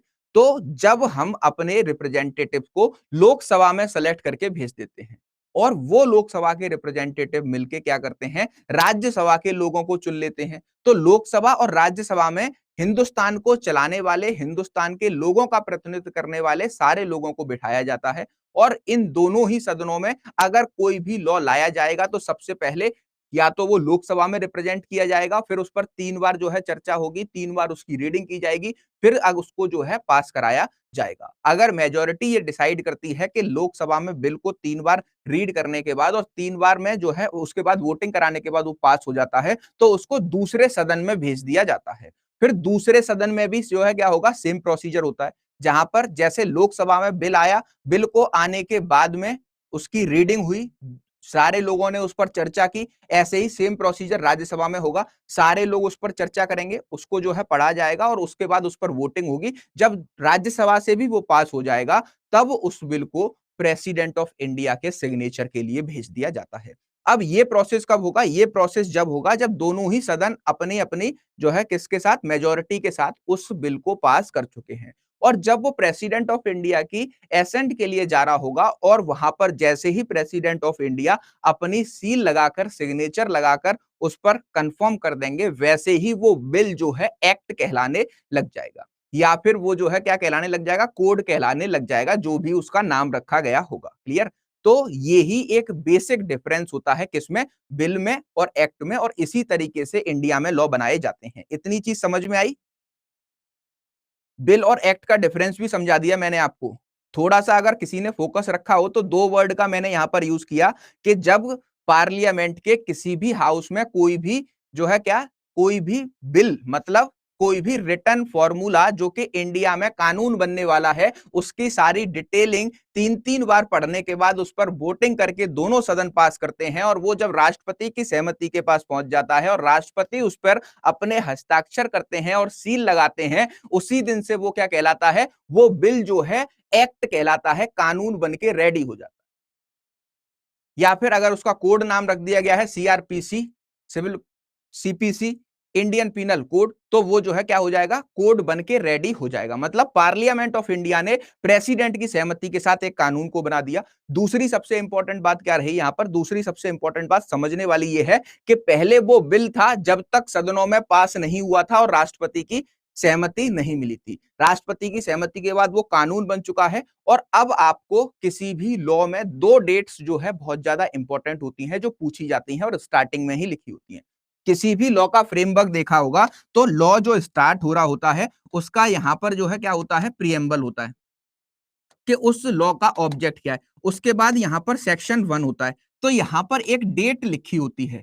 सपोज 29 अगस्त 1973 लिखी हुई है, तो इस डेट को हम क्या बोलते हैं, एसेंट डेट बोलते हैं।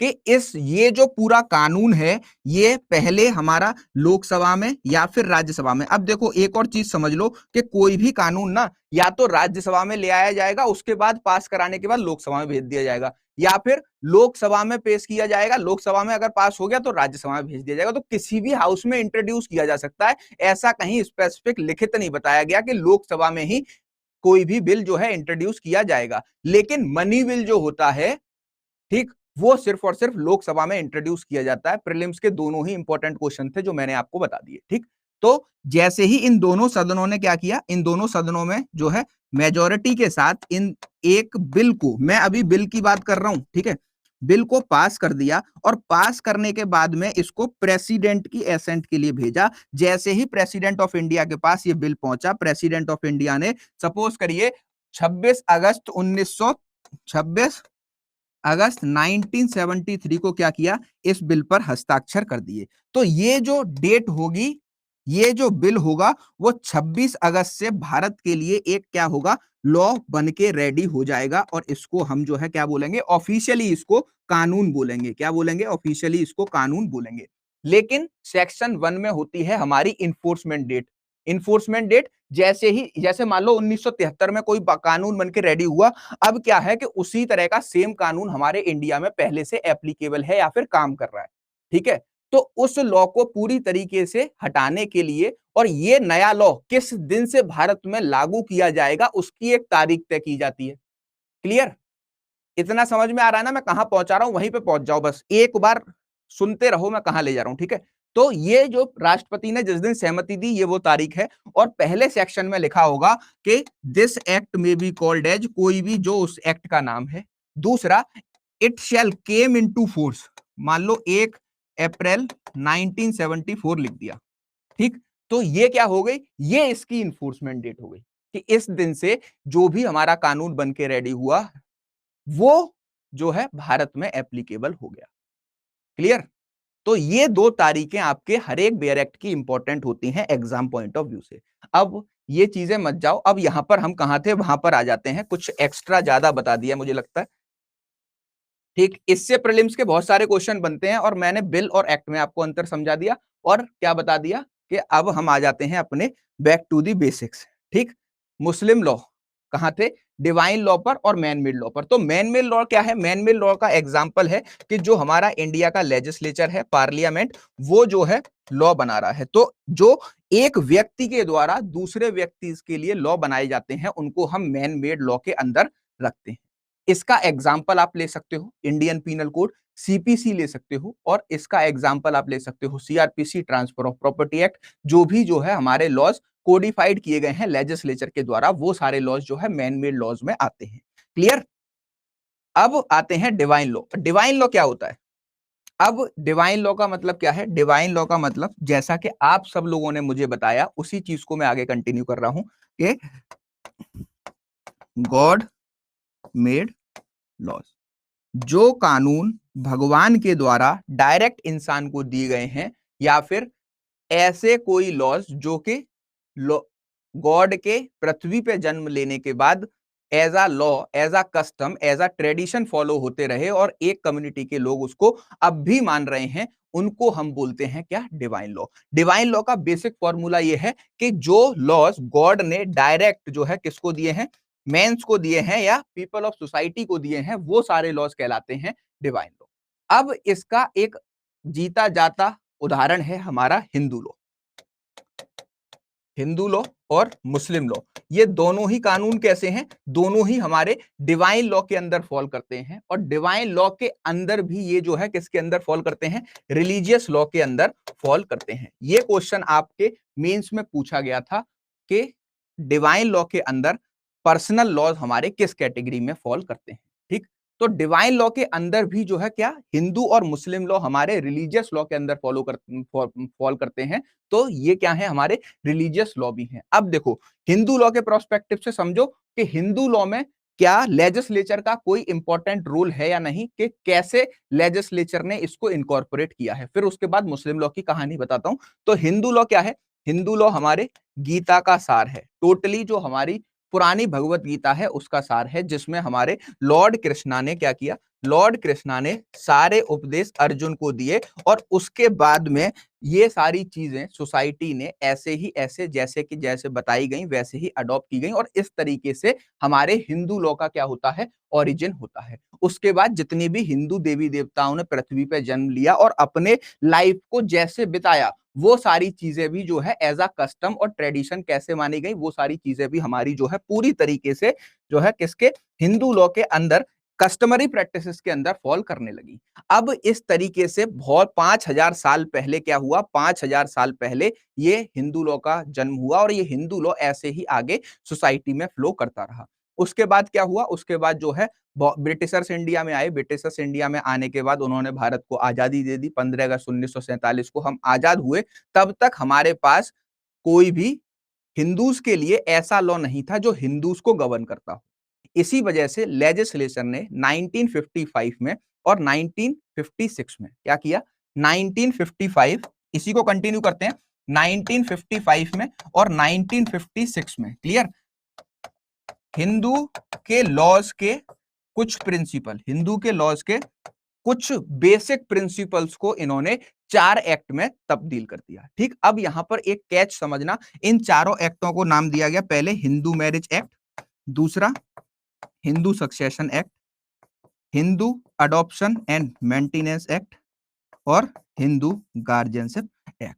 ठीक, तो ये जो है 4 लॉ बनाए। अब क्या इसमें पूरा हिंदू लॉ को इनकॉर्पोरेट कर दिया गया? ऐसा हुआ या नहीं हुआ? हिंदू लॉ अपने आप में एक बहुत वाइड लॉ है। ठीक, इसका भी कोई और छोर नहीं है इस्लामिक लॉ की तरह। ठीक, क्योंकि बहुत सालों में डेवलप हुआ। ऐसा तो नहीं है कि भाई 100 साल में डेवलप हो गया, तो 100 साल की हिस्ट्री खंगाल के देख ली जाए कि कैसे कैसे डेवलप हुआ, क्या क्या हुआ, और लेजिस्लेचर उन सारी चीजों को इनकॉर्पोरेट कर दे। ऐसा नहीं है। हिंदू लॉ की 5000 साल पुरानी हिस्ट्री है। तो इस तरीके से जो भी हिंदू लॉज में से इंपॉर्टेंट बेसिक प्रिंसिपल थे इंडियन सोसाइटी को गवर्न करने के लिए, वो बेसिक प्रिंसिपल लेजिस्लेचर ने क्या किया? कोडिफाई कर दिए इन 4 एक्टों में। ठीक, जिससे कि इंडिया में रहने वाले सारे हिंदूज जो है पूरी तरीके से आगे, अगर वो मैरिज करेंगे, उनकी प्रॉपर्टी का डिस्ट्रीब्यूशन, कोई भी मेंटेनेंस एडॉप्शन करेगा, या फिर कोई भी जो है गार्जियनशिप एक्ट के अकॉर्डिंग गार्जियन बनना चाहता है, तो ये चार बेसिक प्रिंसिपल्स के लिए लेजिस्लेचर ने लॉ को कोडिफाई कर दिया 1954 1956 में। लेकिन ओवरऑल हिंदू लॉ का जो बड़ा कॉन्सेप्ट है उसको पूरी तरीके से लेजिस्लेचर ने कवर नहीं किया, क्योंकि ये करना पूरी तरीके से इम्पॉसिबल था। इसी वजह से हमें देखने को मिलता है कि इन एक्ट के होने के बाद भी कुछ ऐसे ट्रेडिशंस हिंदू फैमिलीज में देखने को मिलते हैं जो कि अब भी फॉलो किए जा रहे हैं, जिनका लेजिस्लेचर के द्वारा बनाए गए एक्ट से कोई भी लेन देन नहीं। इसका मतलब जो हमारे डिवाइन लॉ हैं, भगवान के द्वारा जो लॉ हमें प्रोवाइड किए गए हैं, उसमें जो भगवान के द्वारा बताई गई बातें हैं, उन सारी चीजों को लेजिस्लेचर ने वाइंड अप नहीं किया। प्रेजेंट सोसाइटी के अकॉर्डिंग जहां जहां पर डिस्प्यूट हो सकते थे, उस चीज को जो है उन्होंने कोडिफाई कर दिया। क्लियर? तो ये तो हिंदू लॉ की कहानी हुई। तो इस तरीके से जो divine law, Hindu law religious law के अंडर फॉल करता है, भगवान के द्वारा दिया गया लॉ है, और उसको आजादी के बाद लेजिस्लेचर ने कुछ इंपॉर्टेंट टॉपिक्स को इन एक्ट्स में कवर कर दिया है। तो अभी अगर आपसे प्रीलिम्स में हिंदू लॉ के रिस्पेक्ट में ये क्वेश्चन पूछ लिया जाए कि हिंदू लॉ डिवाइन लॉ है या नहीं, तो अगर ओरिजिन का पूछा जा रहा है तो हिंदू लॉ क्या है? भगवान के द्वारा दिया गया कानून है, और ये डिवाइन लॉ के अंदर आता है, और ये रिलीजियस लॉ के अंदर पर्सनल लॉज में फॉल करता है। ये चार वर्ड्स याद रखने हैं प्रीलिम्स पॉइंट ऑफ व्यू से, और एक इस पर मेंस में क्वेश्चन भी पूछा गया है। ठीक, तो अभी प्रेजेंट सिचुएशन क्या है कि हिंदू लॉ है, हिंदू लॉ हमारा डिवाइन लॉ है, ये पर्सनल लॉज है जो कि हिंदू पर एप्लीकेबल है, रिलीजियस लॉ की कैटेगरी में फॉल करता है, और इसमें लेजिस्लेचर ने भी अपना रोल प्ले किया है और हिंदूज को ये चार एक्ट बनाकर दे दिए। क्लियर? अब आते हैं मुस्लिम लॉ की कहानी पे। देखो, मुस्लिम लॉ हमारा क्या है? मुस्लिम लॉ हमारा डिवाइन लॉ है, ये भी पर्सनल लॉ है, इंडिया में रहने वाले मुस्लिम्स पर एप्लीकेबल होगा, जो मोहम्मदन लॉ है वो। ठीक, तो अब डिवाइन लॉ, हम मुस्लिम लॉ को रिलीजियस लॉ या डिवाइन लॉ की कैटेगरी में क्यों रखते हैं, ये समझ लीजिए फटाफट से। देखो, इस्लामिक लॉ में गॉड कौन है? तीन चीजें यहां पे बेसिक समझनी होंगी हमें कि इस्लामिक लॉ में गॉड कौन है। गॉड है अल्लाह। इस्लामिक लॉ को डेवलप किसके थ्रू किया गया? प्रॉफिट मोहम्मद साहब। ठीक, अब अल्लाह की जो लेसन्स थे, जो टीचिंग थी, वो प्रॉफिट मोहम्मद साहब के पास आई। ठीक, कैसे आई? एंजिल गब्राइल के थ्रू। अब एंजिल गब्राइल कौन है?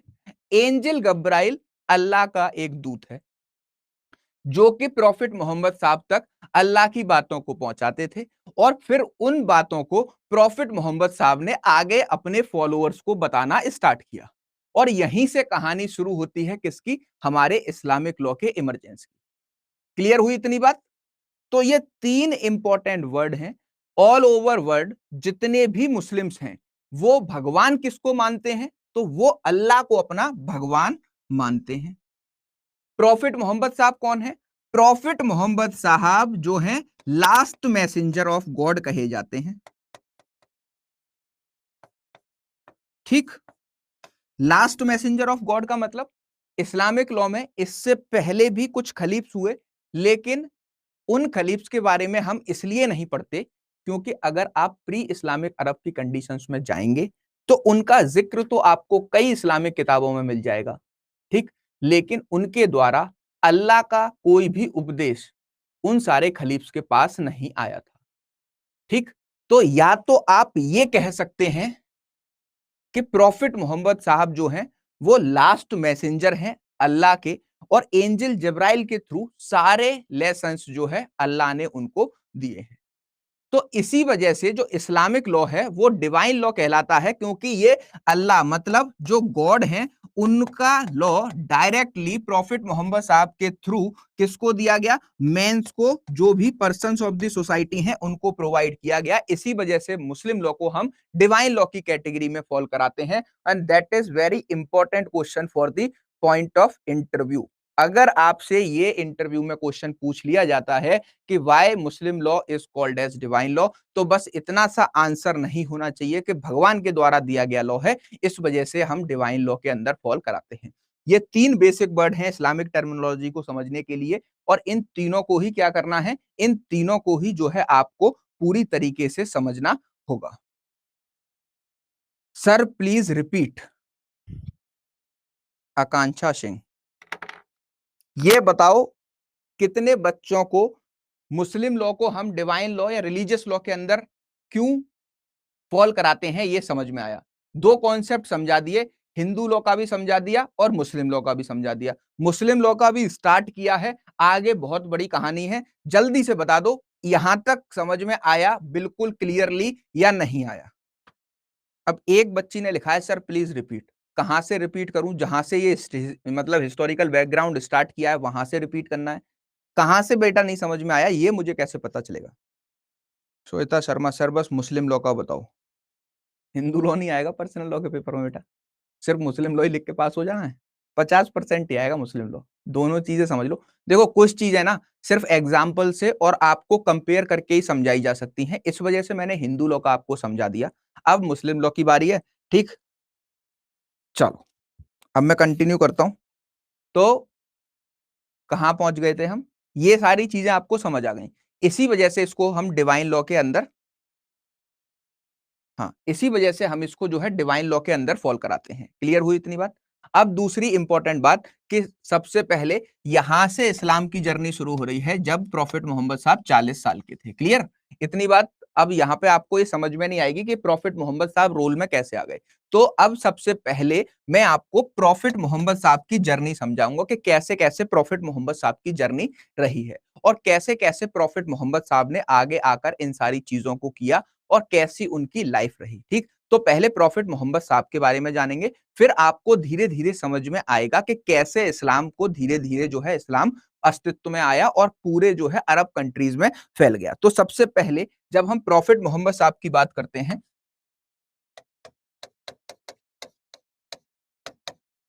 प्रॉफिट मोहम्मद साहब की बात करते हैं तो प्रॉफिट मोहम्मद साहब का जन्म जो है 571 एडी में हुआ। ठीक, मक्का में इनका जन्म हुआ। क्लियर, मक्का में इनका जन्म हुआ 571 एडी में। प्रॉफिट मोहम्मद साहब जो थे वो एक, जब इनका जन्म हुआ तभी इनके फादर की डेथ हो गई। वो जो है बिजनेस ट्रेड के लिए गए हुए थे, कहां पे, सीरिया, और सीरिया से जब वापस आ रहे थे तो मदीना में उनकी डेथ हो जाती है। क्लियर, तो प्रॉफिट मोहम्मद साहब का जन्म होता है 571 एडी में। और अगर प्रॉफिट मोहम्मद साहब के फादर का नाम है अब्दुल्ला। ठीक, तो यहां पर जो प्रॉफिट मोहम्मद साहब के फादर थे, जब ये लौट रहे थे, कहां से, ट्रेड के लिए गए हुए थे, ठीक, सीरिया से ये लौट रहे थे, तो मक्का में इनकी जो है डेथ हो जाती है। उसके बाद जो प्रॉफिट मोहम्मद साहब की मदर हैं, वो प्रॉफिट मोहम्मद साहब को पालती हैं।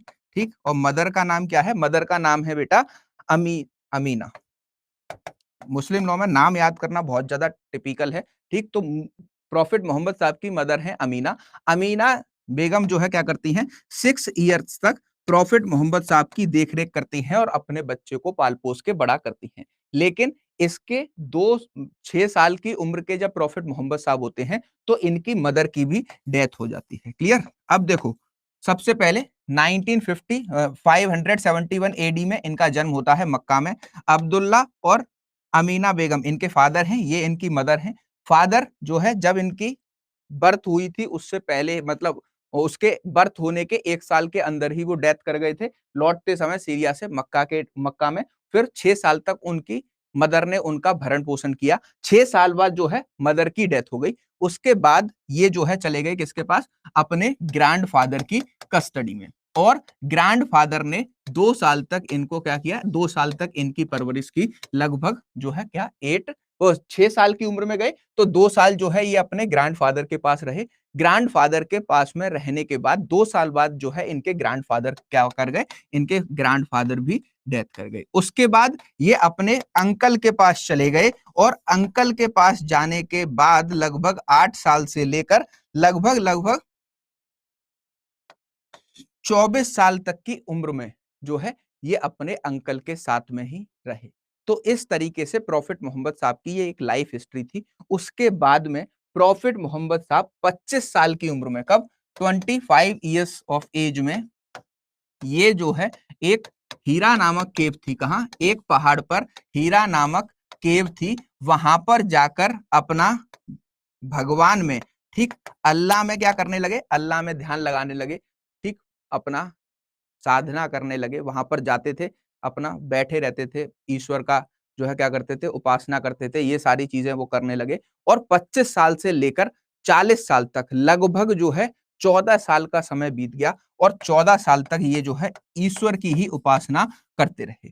और जो 40 साल की एज में, कब, 40 ईयर्स की एज में प्रॉफिट मोहम्मद साहब को एंजिल जबराइल के थ्रू फर्स्ट लेसन या फिर पहला उपदेश जो है अल्लाह का रिसीव हुआ, अल्लाह का फर्स्ट लेसन जो है क्या हुआ, रिसीव हुआ, जिसको वही के नाम से जानते हैं, किसको, वही के नाम से जानते हैं।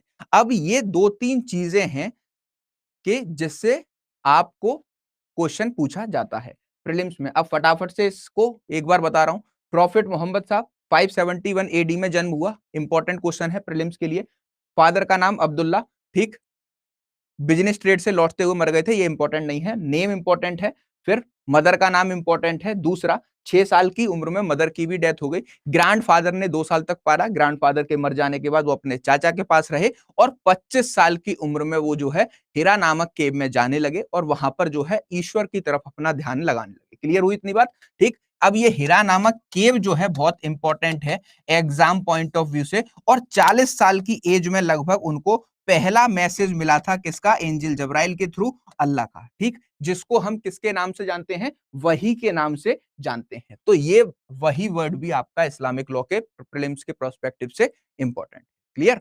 अब जैसे जैसे ये लेसन्स प्रॉफिट मोहम्मद साहब को मिलते गए, वैसे वैसे प्रॉफिट मोहम्मद साहब क्या करते गए, प्रॉफिट मोहम्मद साहब इन सारे टीचिंग्स को, इन सारी टीचिंग्स को लोगों को बताते गए, लोगों को उन्होंने बताया। और इसी तरीके से जैसे जैसे वो सारे लोगों को बताते गए, वैसे वैसे लोग उनसे इन्फ्लुएंस्ड होकर वो सारी चीजें सीखते गए और इस्लाम को अडॉप्ट करते रहे।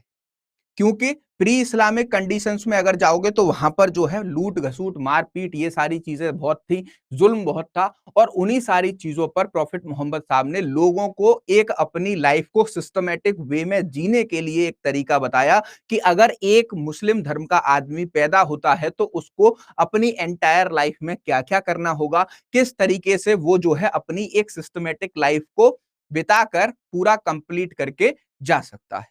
और जो सुप्रीम अथॉरिटी प्रॉफिट मोहम्मद साहब के द्वारा बताई गई, वो बताई गई कि अल्लाह, हम सबके भगवान अल्लाह हैं, और अल्लाह का कोई भी स्वरूप मुस्लिम लॉ में हमें देखने को नहीं मिलता है। जब हम हिंदू लॉ में बात करते हैं तो वेरियस भगवान के पोस्टर्स और आपको जो मूर्ति है वो दिखाई देती हैं, लेकिन इस्लामिक प्रोस्पेक्टिव से अल्लाह का कोई स्वरूप नहीं है, एक डिवाइन अथॉरिटी है, और उसी के सामने जो है सारे मुस्लिम सजदा करेंगे। जैसे जैसे अल्लाह को ये टीचिंग्स एंजल जब्राइल के थ्रू मिलती गई, अल्लाह प्रॉफिट मोहम्मद साहब जो है अल्लाह के इन सारी टीचिंग्स को लोगों को बताते गए, और ऐसे ही इस्लाम धीरे धीरे फैलता गया। पहले मक्का में उन्होंने ये सारी चीजें की, उसके बाद वो मदीना आए, मदीना आने के बाद वहां पर इसका विचार विस्तार किया, और फिर जो इनके फॉलोअर्स थे जो मक्का और मदीना में रहकर बाहर ट्रेड करने जाया करते थे, उन्होंने भी जो प्रॉफिट मोहम्मद साहब की टीचिंग्स थी वो धीरे धीरे करके दूसरे कंट्रीज में बताना शुरू किया, और इसी तरीके से इस्लाम जो है आगे फैलता गया, ठीक। और लास्टली प्रॉफिट मोहम्मद साहब की डेथ कब होती है, प्रॉफिट मोहम्मद साहब की डेथ होती है आपकी 632 एडी में। कब, लास्ट में जब प्रॉफिट मोहम्मद साहब की डेथ हुई 632 एडी में, तब तक इस्लाम इस्लाम जो है पूरी तरीके से क्या कर चुका था, इस्लाम जो है पूरी तरीके से स्प्रेड कर चुका था, और इसके बेसिक नॉर्म्स जो है इस्टेब्लिश किए जा चुके थे। अब दूसरी इंपॉर्टेंट बात कि जब तक प्रॉफिट मोहम्मद साहब जिंदा थे, प्रॉफिट मोहम्मद साहब जब तक जिंदा थे तो जितने भी क्वेश्चंस आते थे इस्लाम से रिलेटेड, ठीक, क्योंकि कोडिफाइड फॉर्म में था नहीं, कुरान तब थी नहीं, कुरान तब एग्जिस्ट नहीं करती थी, क्योंकि प्रॉफिट मोहम्मद साहब ही जो है अल्लाह के दूत के थ्रू सारी बातें जो है क्या किया करते थे, डिस्कस करके लोगों तक पहुंचाया करते थे। तो कुरान का ओरिजिन बाद में होता है। जब मैं सोर्स ऑफ लॉ पढ़ाऊंगा, सोर्स ऑफ मुस्लिम लॉ पढ़ाऊंगा ना, तो कैसे कुरान इमर्ज हुई इसकी एक कहानी आपको सुना दूंगा। ठीक, तो प्रॉफिट मोहम्मद साहब जब जिंदा थे तब तक जितने भी इस्लामिक लॉ के फॉलोअर्स के कोई भी क्वेश्चंस आते थे, उनका सॉल्यूशन डायरेक्टली प्रॉफिट मोहम्मद साहब बता दिया करते थे। लेकिन जब प्रॉफिट मोहम्मद साहब 632 एडी में इनकी डेथ हो गई, तब इस्लामिक लॉ से रिलेटेड क्वेश्चंस आने लगे। अब इन क्वेश्चंस को सॉल्यूशन देने वाला कोई नहीं था, तो कौन प्रॉफिट मोहम्मद साहब का सक्सेसर होगा? यहां से कुछ लोग जो है, मैंने आपको भी बताया था, कुछ लोग ना ये मानने लगे कि प्रॉफिट मोहम्मद साहब का सक्सेसर ना सिर्फ उनके जो रिलेटिव्स हैं, उनके जो क्या हैं, रिलेटिव्स हैं, वो ही जो है प्रॉफिट मोहम्मद साहब की जो है इस गद्दी को लेंगे। लेकिन कुछ लोग बोलने लगे कि नहीं भाई, जो प्रॉफिट मोहम्मद साहब को और इस्लाम को ट्रूली प्योर दिल से और सच्चे दिल से मानता है, उस चीज को जो है उनको हम जो है क्या मानेंगे, प्रॉफिट मोहम्मद साहब का नेक्स्ट सक्सेसर मानेंगे। तो यहां से फिर इस्लाम दो ग्रुपों में बंटना शुरू हो गया। कुछ लोग जो प्रॉफिट मोहम्मद साहब के फॉलोअर थे, वो कहते थे नहीं नहीं नहीं भाई, राजा का बेटा ही राजा होता है, हमारे यहाँ तो सोसाइटी ये कहती है, हमने हमेशा देखा ही ये है, तो हम तो भाई प्रॉफिट मोहम्मद साहब के रिलेटिव्स जो हैं उनको क्या मानेंगे, उनको ही उनका नेक्स्ट खलीफ मानेंगे, सक्सेसर मानेंगे। लेकिन दूसरे ग्रुप के लोगों का ये मानना था कि जो भी भाई बिल्कुल पूरी तरीके से प्रॉफिट मोहम्मद साहब का पूरी तरीके से क्या है, ट्रू फॉलोअर है, इस्लाम को फॉलो कर रहा है और उनके ट्रेडिशंस को फॉलो कर रहा है, जो कैपेबल है इस चीज को होल्ड करने के लिए, हम कैपेबल व्यक्ति को क्या मानेंगे, अपना जो है पूरी तरीके से सक्सेसर मानेंगे। तो जो कैपेबिलिटी पर सक्सेसर चूज करने वाले लोग थे, वो थे हमारे कौन, सुन्नीज। और जो किस पर, जो हायरार्की पर बिलीव करने वाले लोग थे, वो थे सियाज। इसी तरीके से यहां से प्रॉफिट मोहम्मद की डेथ के बाद से पूरे वर्ल्ड में यही डिबेट छिड़ी कि सक्सेसर कौन होगा। तो जो लोग ये कहते रहे कि प्रॉफिट मोहम्मद के ही रिलेटिव ही सक्सेसर होंगे, वो सियाज में चले गए, और जो कैपेबल लोगों को बनाना चाहते थे वो सुन्नीज में चले गए। इसी तरीके से इस्लाम का जो है दो ग्रुपों में डिवाइडेशन हो गया। क्लियर? मूविंग अहेड, आगे चलते हैं। अगर सुन्नीज के अकॉर्डिंग बात करें तो पहले कौन थे, दूसरे कौन थे, तीसरे कौन थे, चौथे कौन थे? सियाज के अकॉर्डिंग बात करें तो पहले, दूसरे, तीसरे, चौथे। ठीक, तो सुन्नीज ने जो अपने पहले खलीफ माने वो कौन माने, अबू बकर। कौन? अबू बकर को पहला खलीफ माना गया सुन्नीस के अकॉर्डिंग। दूसरे थे उमर, या उमर थे या फिर उस्मान थे, एक सेकंड, उमर। ठीक, दूसरे कौन थे, उमर।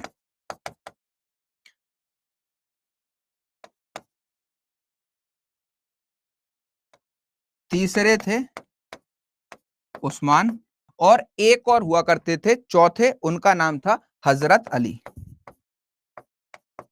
अब देखो, हजरत अली, अब सुन्नीज ने तो ये किस पर डिसाइड कर दिया भाई, कैपेबिलिटी पर।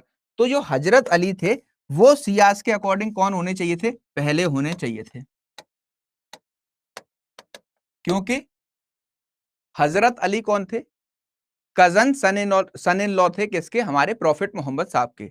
तो यही जो है नियर बाय रिलेटिव्स में मेल पर्संस था। तो सिया कहते थे इनको ही बनाया जाए भाई, कौन, किसका, हमारे प्रॉफिट मोहम्मद साहब का सक्सेसर। लेकिन सुन्नीस के अकॉर्डिंग ये फोर्थ नंबर पे आते थे। इसी वजह से बहुत ज्यादा डिस्प्यूट हुआ और इस तरीके से इस्लाम को दो भागों में बट गया। हजरत के बाद दूसरे आए हसन, तीसरे आए हुसैन, और एक लास्ट और थे, उनका नाम था आपका अली। ठीक, तो सियाज के अकॉर्डिंग ये हायरार्की रही खलीफ्स की, और सुन्नीस के अकॉर्डिंग ये हायरार्की रही किसकी, खलीफ्स की। ठीक, इस तरीके से इस्लामिक लॉ जो है दो भागों में बटा। और यहां पर इस्लामिक लॉ के प्रोस्पेक्टिव से इतना हिस्टोरिकल बैकग्राउंड मैंने आज आपको समझाया। अब ये बताओ यहां तक की हिस्ट्री आपको क्लियर हुई या नहीं हुई? ठीक, प्रॉफिट मोहम्मद स्टार्ट हुआ, हम प्रॉफिट मोहम्मद का जन्म स्टार्ट हुआ, वहां से फिर 25 साल के बाद वो जो है हिरा नामक केव में चले गए। वहां से जाने के बाद 40 साल में पहली चीजें जो है समझ में आई, और पहली चीजें जो है समझ में आने के बाद क्लियर, ठीक। तो ये हमारे इस्लामिक लॉ की एक हिस्ट्री थी, जहां पर मैंने आपको कुछ बेसिक्स इसका समझाया है। अब इसकी नेक्स्ट क्लास में आपको बताता हूं कि क्या क्या करने वाला है। तो बताना रूम यहाँ पे क्लास, ठीक। तो हाँ, अब ये तो ओवरव्यू था सिर्फ हमारा इस्लामिक लॉ का, जो मैंने आज आपको दिया। दूसरी इंपॉर्टेंट बात कि जब मैं इस्लामिक लॉ को पढ़ाता हूं तो आपको कुछ चीजें देता हूं, ठीक। कुछ चीजें मैं आपको देता हूं जिसमें आपको बहुत सारी इंपॉर्टेंट जो हमारे अरेबिक वर्ड हैं उनको समझना होता है। आज मैंने अरेबिक वर्ड इसलिए नहीं समझाए, बहुत सारे थे, इज्मा, क्यास, ये सारी चीजें, हिजानत वगैरह आपको मैं समझाना चाहता था, लेकिन आज वो आपके जो है ऊपर से जाते, इसी वजह से नहीं समझाया। आज मैंने बहुत ही सिंपल लैंग्वेज में, आप ये कह सकते हो कि जनरल लैंग्वेज में, आपको इस्लामिक लॉ का इंट्रो दिया है। दूसरी सबसे इंपॉर्टेंट बात, मैं आपको एक और चीज यहाँ पर बताना चाहता हूँ कि अगर ये क्लास आपको नहीं समझ आई है तो इसको आप जो है दोबारा देखिएगा, क्योंकि इस्लामिक लॉ की क्लासेस जो होने वाली हैं वो सिर्फ और सिर्फ कॉन्सेप्ट बेस होंगी, और इन कॉन्सेप्ट बेस को आपको समझना होगा, तभी जो है आप नेक्स्ट क्लास को समझ पाएंगे। क्योंकि यहां पर कोई एक स्टैटिक पार्ट नहीं है और हर एक टॉपिक एक दूसरे से क्या है, इंटरलिंकेज है। इंटरलिंकेज मतलब पहला टॉपिक है, उससे रिलेटेड दूसरा है, उसी से रिलेटेड तीसरा है, उसी से रिलेटेड चौथा है। तो जब तक पहला नहीं क्लियर होगा, आगे बढ़ने का कोई फायदा नहीं है। सीढ़ी पे जब ही चढ़ के ऊपर पहुंच पाएंगे, जब हम इन पूरे 22 या 25 लेक्चर्स को एक एक करके समझ के चलेंगे, और लास्ट में आपको मुस्लिम लॉ ऐसे याद हो जाएगा इन सारी क्लासेस को करने के बाद कि अगर सोते में भी इस्लामिक लॉ का कॉन्सेप्ट कोई पूछेगा तो आप इजीली बता पाओगे। लेकिन उस टॉप पर जाने के लिए, उस छत पे चढ़ने के लिए आपको इन 22-25 लेक्चर्स को मेरे साथ डिटेल में डिस्कस करना होगा। क्लियर? हाँ, एक बार डाउट सेशन लगा दो, डाउट सेशन बच्चों का। अभी डाउट सेशन कर लेते हैं। अगर आपको इस आज के टॉपिक में कोई भी चीजें नहीं समझ आई हो तो वो मुझसे आप जो है डिस्कस कर सकते हैं। मैं अभी आपको एक लिंक दे देता हूं जहां पर हम सारे लोग एक दूसरे से बात कर पाएंगे। ठीक, अभी तक तो सिर्फ मैं ही बोल रहा था, लगभग 1.5 घंटे से मैंने आपको बोल के जो मैं मतलब इस्लामिक लॉ के ओवरव्यू में समझाना चाहता था वो मैं आपको समझा चुका हूँ। ठीक, तो आप मुझे दीजिए 2 मिनट, और 2 मिनट में मैं आपको डाउट सेशन को स्टार्ट करता हूँ। श्वेता शर्मा सर, आप बहुत अच्छा पढ़ाते हैं, easy to understand. Muslim law बहुत टिपिकल सब्जेक्ट है। Typical in the sense personal laws ना कभी किसी को समझ नहीं आते। हिंदू लॉ में ना सिर्फ हिंदू मैरिज एक्ट को पढ़ने से आप ये नहीं कह सकते कि आपने हिंदू लॉ पढ़ लिया। उसके लिए ना आपको हिंदू लॉ के सारे कॉन्सेप्ट को समझना होगा, कहां से चीजें स्टार्ट हो रही हैं और कहां पर आकर हमने खत्म किया है। जब तक ये सारी चीजें आपको समझ में नहीं आएंगी, और देखो इस्लामिक लॉ के ना सारे कॉन्सेप्ट कहानी की तरह पढ़ाने हैं। ठीक, कहानी की तरह इसलिए पढ़ाने हैं कि जब मेंस में आंसर ड्राफ्ट कर रहे होगे ना, तो ये कहानी जो मैं यहां पर आपको लेक्चर्स में बताऊंगा, आप लिखते जाओगे और आपके दिमाग में चलती जाएंगी कि ये बताया था, ये बताया था, इसके बाद ये बताया था, इसके बाद ये बताया था, इसके बाद ये बताया था, और ये सारी चीजें आपको वहां पर लिखनी होंगी।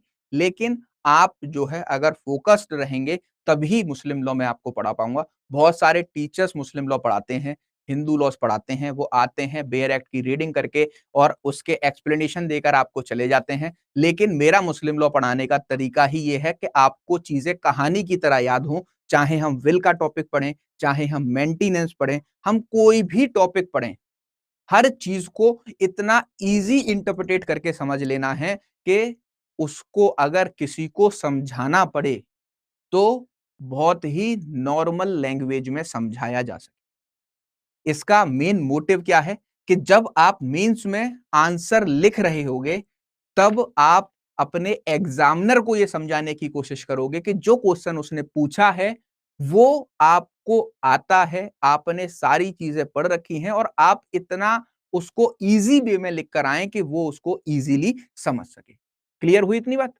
तो इसी वजह से ऐसे ही हम इस्लामिक लॉ को पढ़ेंगे। आप बिल्कुल टेंशन मत लो, क्लास स्टार्ट होने से पहले कुछ बच्चे बोल रहे थे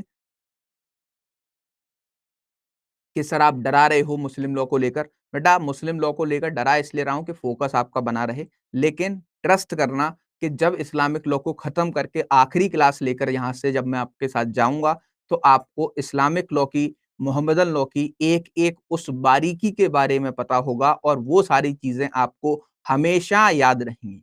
इस्लामिक लॉ के लिए कुछ स्ट्रैटेजीज़ मैं फॉलो करता हूँ। अभी हम सारे लोग माइक पर डिस्कशन कर लेते हैं कि वो सारी चीज़ें आपको आगे आने वाली इस्लामिक लॉ की क्लासेस में मेरे साथ पढ़नी होंगी और सारी चीज़ें हमें जो है क्या करना होगा, सारी चीज़ें डिस्कस करनी होंगी। देखो, मुस्लिम लॉ में 2-3 इम्पोर्टेंट चीज़ें हैं जो आप मेरे साथ डिस्कस करोगे। मैं चाहूँ तो सिंपल इस मुस्लिम लॉ के मेरे पास बहुत अच्छे नोट्स हैं।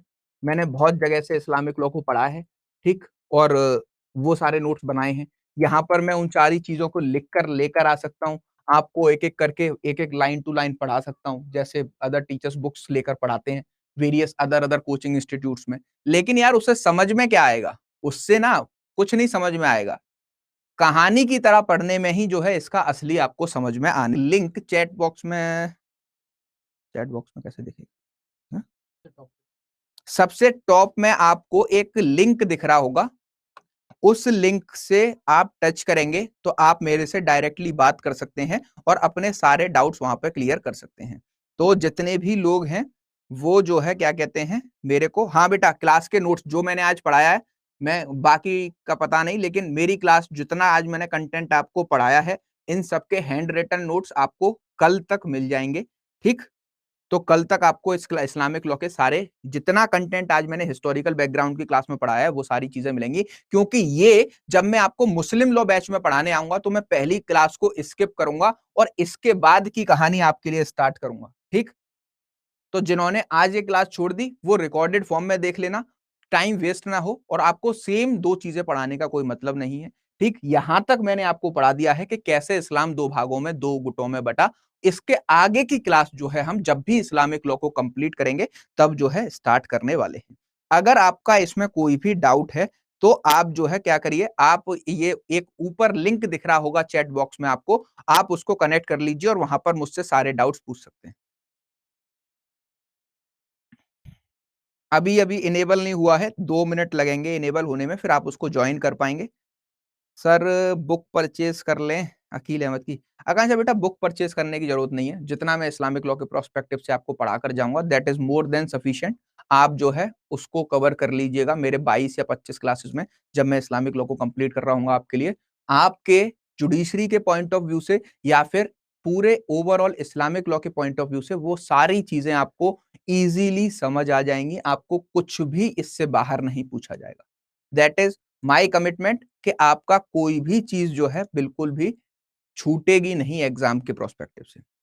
अब मिलेंगे किसी नेक्स्ट सब्जेक्ट को जब स्टार्ट करना होगा। ठीक है? चलिए, टेक केयर, गुड बाय।